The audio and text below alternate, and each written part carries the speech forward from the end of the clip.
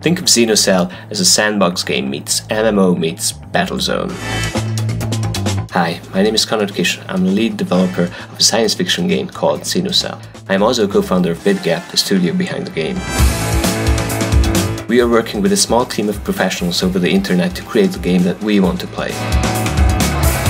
It plays on a faraway planet, and the player is a survivor of a failed terraforming mission. Each player gets an entirely different play experience. There are no starting zones in Xenocell. You start from where your life pod crashes into the ground. All structures, weapons, vehicles, and equipment can be broken down into and created from core materials. Your initial goal is to explore and find a place where you can build your home. Then you gather resources and start building other things, like a faster vehicle, or you can create better equipment. You could create an entire city if you like. Players can optionally form clans. Clans have the advantage of being able to claim a given zone for themselves, but usually not without waging war on another clan or the zone's natural boss creature. All of these neighboring zones are connected by warp gates, arrival and departure gates, at 2 remote locations within the zone. Whoever controls the zone also controls the gates to it, so clans win zones and then build mining structures to gather resources.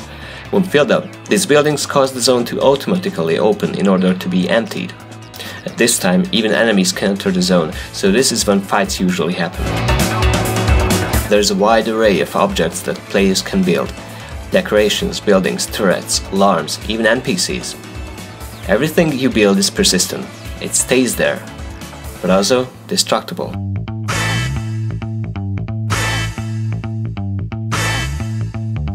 So you need to protect your buildings, and there are some great ways to do that. You can, of course, build strong walls around them, but you can also add mercenaries, which are in fact NPC units that protect your belongings when you are offline. You could also place stationary turrets, both indoors and outdoors. Or you could build a secret alarm system that will post a tweet or send you an email. There are over 4,000 zones, and every zone is unique. The game is very close to completion. We still have a number of bugs to fix and some features to test. Still, we plan to launch this year. Launching a massively multiplayer game is very expensive. Although we created our backend to save money where possible, we still need to be able to provide a stable and fast gaming experience. During this over 4 years of working on the game, our funds have been depleted. To tell the truth, we thought that it would only take about 2 years, and it took more than 4. Since I'm the only programmer right now, I need some help with fixing bugs and working on new features. Finally, soon after launch, the game needs to be able to support itself. This only depends on a single variable, the number of players.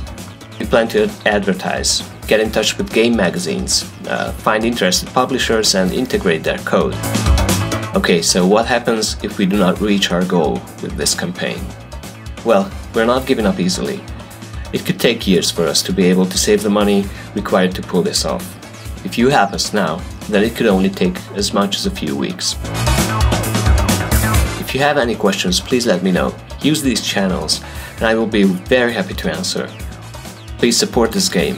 If you cannot afford to spend any money, you could still tell others about it and the campaign.